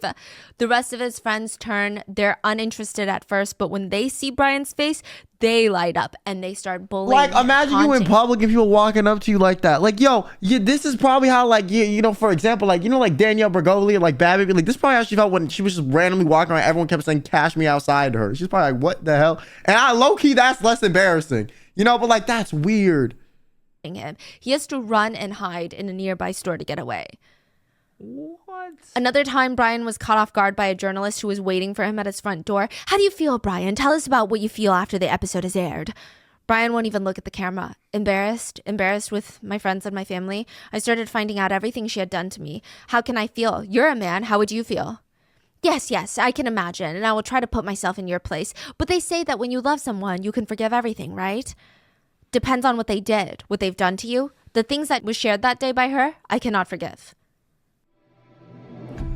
See, how is he considered a cuck then? He's not with the shenanigans. Like, name something more soul crushing than watching start earning points with your rent payments today.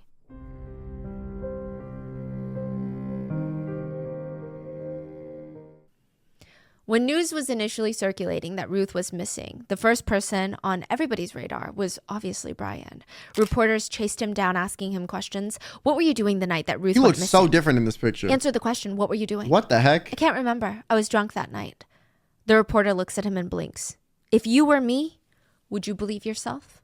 Like I said, I don't remember that day. I was drunk. But your conscience is clean. Yeah. Everyone knew Ruth's parents hated Brian. They always felt like Ruth could do better. This is even before the show. And I'm sure most parents feel that about their kids, but really it wasn't even just that. There was something about Brian that really irked them. Ruth's mom said, I don't know why, but I hated that kid. There was something unsettling. Every time you talked to Brian, he would talk crouched down, staring at the floor. He couldn't even look you in the eye. But it didn't feel like it was necessarily because he was so shy. It just felt like it was just weird. And they hated him more now, because now they thought he's responsible for Ruth's disappearance. A few days before Ruth vanished, Brian showed up at their house one night drunk. Ruth did not come to the door, but Ava did, her sister, because her sister's trying to talk to him, calm him down, like, please, just leave us alone. Like, what's done is done. What more is there to say? He's drunk. He's slurring his words. He's standing at the front door. You know what, Ava? Your sister told me that she was going to give me money, but she hasn't given me anything. That's enough, Brian. You're drunk. Go home. We'll talk tomorrow, and I will try to get you whatever money you were promised. But Brian just stands there, not moving, and he smirks at her. He leans in closer to Ruth's sister and says, revenge is sweet. Nah, that's crazy. That Ruth's is crazy. family That's a didn't threat. even find That's a out threat. from the police that their daughter's body had been found. That's a I threat. guess at that point, they didn't even have confirmation that it was their daughter. And I think maybe the family could hope and pray that it wasn't Ruth, but the odds are not really in their favor.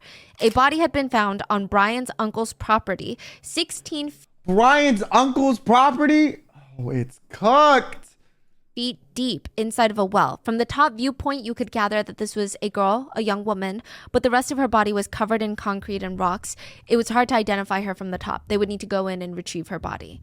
So yes, there was a chance that it wasn't Ruth, but who else could it be? Ruth's dad and sister, Ava, they rush to the property, and when they get there and park the car, it's just cameras everywhere, all pointed at them. The reporters are all there. Ruth's dad said the newspapers were desperate, the radio stations were desperate, and I was desperate. It was just all desperation. They were desperate for a story, and I was desperate for my daughter. They waited an hour. The reporters were just with them until the police told them that the body did indeed belong to Ruth. Their daughter was dead. Ruth's dad and Ruth's sister, Ava, they just fold into each other. Reporters keep asking questions and shoving mics in their Like, yo, part of me thinks like some people, some reporters and stuff are like some of the most heartless individuals ever. I'm sorry. Like, listen, people be like, the news is important, but like the news also profits off of people like getting murdered and stuff, you know, and like not in like a let's help them way. It's like, I remember when I was growing up on like channel like 2, bro, out in the city, okay, because I grew up in like a kind of urban area. It'd be like 8 people are dead every morning. Like 4 to 8 are dead every morning. And they're just reporting on it. And like at these houses and like asking these people questions. And I'm like, you can give it like some time. Like, you know what I'm saying? I don't know, bro. faces to capture the very first words out of their mouths when they figure out the news. But what can he even say? There's nothing to be said. They were silent and just sobbing in each other's arms, and the cameras are zooming in on them. There was never a question of if anybody else did it. It was clear from the get-go that Brian was responsible. So Brian is arrested, and eventually he is brought to the scene of the crime. He's brought to the well. Ruth's dad is calm. He just wants to see the young man. Just ask him why. This is his daughter's ex-boyfriend. To a degree, yeah, they hate him, but to a degree, they trusted that he would never hurt her. The police warned Ruth's dad, you gotta keep your cool. Of course, I promise. I mean, I just want to ask him a question, that's it. He approaches Brian. The officers are standing around them, surrounding them, making sure that nothing happens. What's faster? A police officer's arm or a rock? Ruth's dad went with the rock. He pulls it out of his pocket and goes to slam it down on Brian's head, but he was shoved backwards by a police officer and he lost his only shot. Watching all of this, Ava, Ruth's sister, just So the dad tried to kill him too? drops to her knees, crying, screaming Ruth's name over and over again. Meanwhile, Ruth's mom was at home and she has no idea what's going on. I mean, on some random isolated property outside of town, they found a body. She doesn't even know this news. It's unclear if she even knew what her husband and her daughter were doing. Perhaps they didn't even tell her so that they wouldn't worry her unless they were confirmed that this was Ruth. But a reporter named Maribel and a cameraman show up at Ruth's family's door. The door swings open and Maribel drops her head and offers her condolences. Ruth's mom is a little bit confused, and Maribel thinks, oh, maybe she didn't hear me. Maybe I needed to say it louder. She repeats her condolences for her dead daughter, but Ruth's mom, she's just staring at her confused, like, what is this lady talking about? So the reporter showed up to be like, I'm sorry your daughter died. Anyways, can you tell me what's going on? You know what I'm saying? Like, hey, this is Channel 2. Your daughter's dead. My condolences. So how do you feel about that? Yeah, does it feel good? Hey, I'm just curious. Hey, do you like it? Do you feel good? She's dead, by the way, at the bottom of the well, 6 feet under. Yeah, you like that? Are you sad? Oh, you're crying. Oh, let me get the tears on camera real quick. Hold on, get close to me. Like, yo! Maribel realizes that Ruth's mom did not know that Ruth had been found. Maribel felt herself choking up. She's a TV reporter. She never had to tell. All she could manage to say was, ma'am, they found a girl. Ruth's mom ran up inside the house, up to the second floor, and slammed the door shut, and she locked herself in the room, and all she could hear from the outside, the reporter could hear, was the most gut-wrenching, emotionally disturbing wails coming from inside the room. Maribel's cameraman caught it, and it was aired for weeks. For weeks? Like, yo, at that point, run me a check for using my intellectual property. Like, they're just profiting off this poor woman's misery after they already profited off her daughter's misery and her, Just the cries of a mom who lost her daughter. Like, the media is essentially what caused all this to happen, and the media is still there after it happens, wanting to know more. Ruth's mom knew it was Brian from the moment that Ruth didn't come home that night. I mean, the very next day, with no proof, she went to Brian's because she was so sure it was Brian. She knocked on his door. She was sobbing, crying, screaming. All the neighbors start walking out of their homes to investigate, like, what is this noise? And in front of them, on the dirty street, in front of Brian, who is just staring at her with indifference on his face, like she's just some sort of stranger that he has no connection to, Ruth's mom felt so desperate that she dropped to her knees, just tears pouring out of her eyes. Now that she thinks about it, she said she was kneeling to Brian like he was some sort of god, and she was praying to him. And she begged him, Brian, please give me back my Ruth, please. Brian let her beg for a moment before stating very bluntly, Ruth, I haven't talked to her in a very long time. And he turns on his heel and just walks off. And now she knew she was right. She obviously did not want to be right. Her reaction to finding out her daughter was killed was played on almost every news station, except one channel. They decided to stick to their regularly scheduled programming rather than switch to breaking news. They wanted to air their regular scheduled show, another episode of Value of Truth. After Brian's arrest, he immediately confessed to killing Ruth. He said, my name is Brian Levia. I'm 20 years old. On the night of September 11th at approximately 11 p.m., I called Ruth. That night she went missing. I asked her to hang out. We were going to meet near the bridge. And at first, things were really awkward. We barely talked, but we thought maybe this was a way of rekindling the affection that we did once have for each other and put this all past us. You know, one could argue that nobody else would know what that they're going through right now besides each other. She gets into his moto taxi. They drive to his house. I knew it was going to be him. On the street, like, who else would kill her over this? Like, the only person that she embarrassed was her family and him. That's what I'm saying. Like, that's why this show got canceled, bro. Because, like, crazy stuff like this would happen. Outside on the street. Because, like, it's never really the person in the chair that would have their life, like, ruined unwillingly. It was always the people that showed up. Taxi drinking a cheap bottle of $3 wine, and then they head upstairs to Brian's room, and Brian claims that they had sex. Afterwards, though, it's like a switch flipped. Ruth starts screaming at him out of nowhere. She's very upset, and she tells him, I don't know what I'm doing talking to a poor moto taxi driver like you. Brian said that he snapped. All the looks, the smirks, the comments, texts from his friends that he received after the show aired, all of them were flooding into his mind, and it was all because of her. Brian said, and that's when I grabbed her by the throat for 30 seconds. I held her like that. I thought she passed out. I listened to her heart, and I didn't hear anything. I grabbed her, and I shook her, and I heard nothing. I got scared. I didn't know what to do at this point. So he picked up her limp body, carried her into the bathroom, put her in the bathtub, and then went downstairs to the living room where there was a party for his mom's birthday.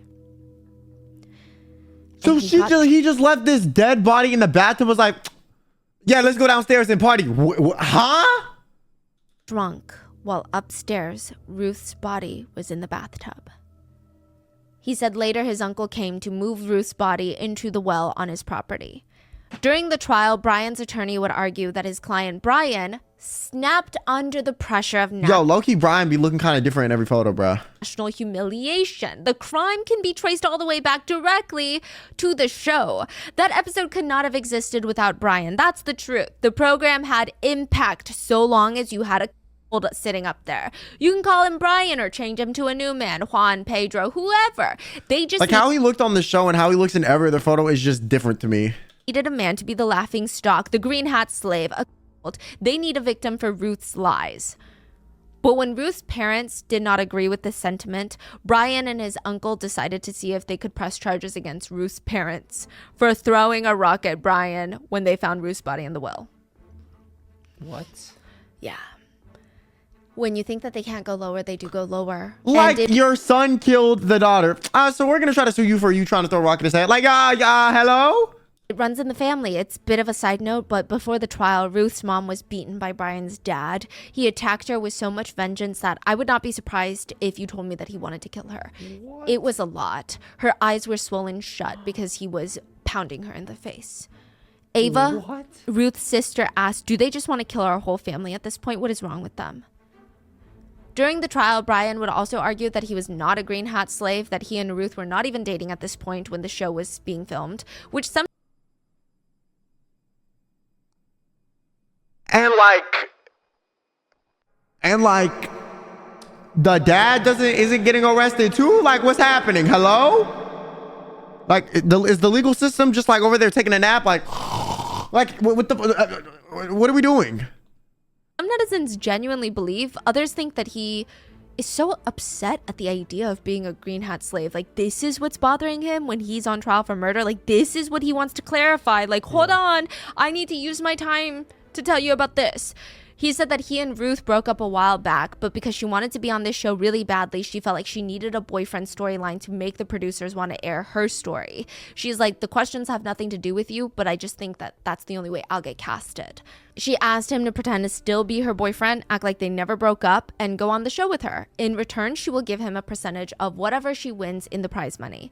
He said that he agreed, having no idea what kinds of questions were going to be asked. He said it was a total ambush, and Ruth knew that she was going to expose these types of questions and secrets and had no concern for how that would make him appear as her, quote, boyfriend.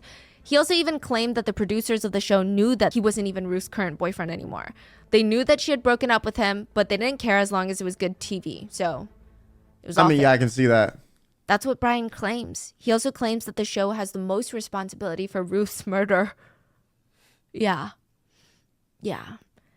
He stated, people need to see the host of the show for who he is. They need to understand his manipulative and frivolous attitude in the face of the harm that he has caused in our lives.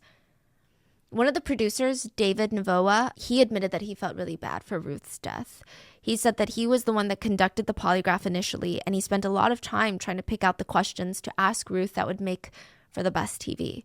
He said the last question, the one about work, he knew what that would do to her family. He said, I knew it was going to be a surprise to her loved ones and a very shameful moment for all of them.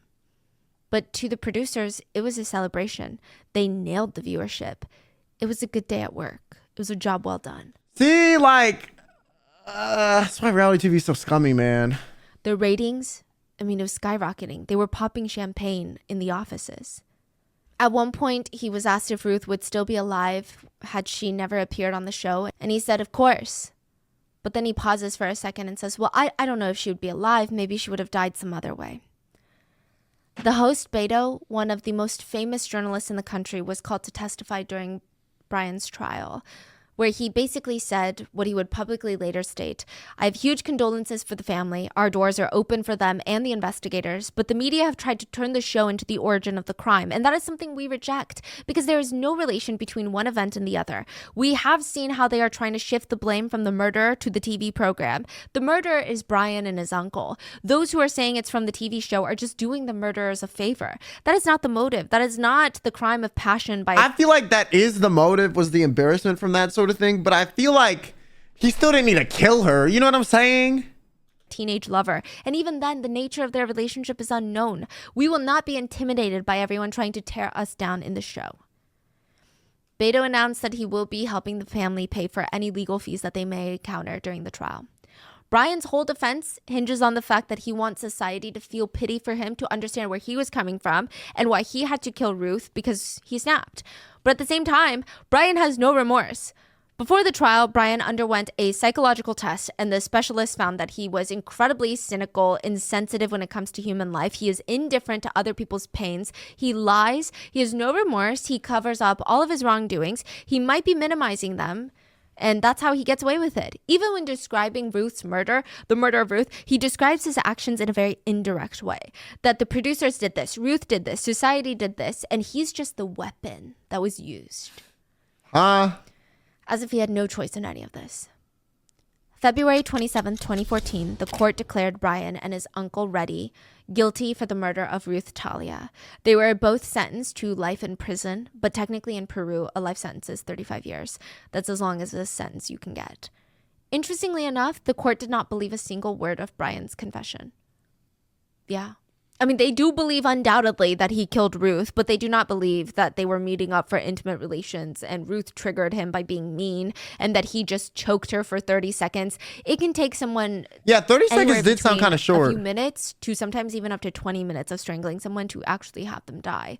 I mean, one may become unconscious, but not dead from that. So they believe it's premeditated, it was planned from the get-go, and the motive for murder was not that he snapped due to the public humiliation he suffered. He straight up wanted revenge, and he wanted all the winnings from the show. There was evidence that he tried to obtain Ruth's bank security codes. Now, the two of them, him and his uncle, will be in prison together, and Brian was ordered by the state to compensate Ruth's family up to the tune of $200,000, though I don't think that they're going to get any of that. When the news networks reported Ruth's disappearance but called her the sex worker from that one show, Ruth's mom said, "They killed me." When she heard it, she said, "They killed me in my heart." Ruth's dad said, yeah, like, why the hell would they do that? I feel like that media over there is crazy. I mean, I ain't gonna lie, like, the tabloids in the 2000s, the US were awful too, though. Like, look at what they did to Britney Spears and all these other celebrities. Like, they did not care. Floating. There were moments where I couldn't tell if I was asleep or if I was awake. And both of them would have these really hard conversations of how much guilt that they have. If they had prevented her from going on the show, would things have been different?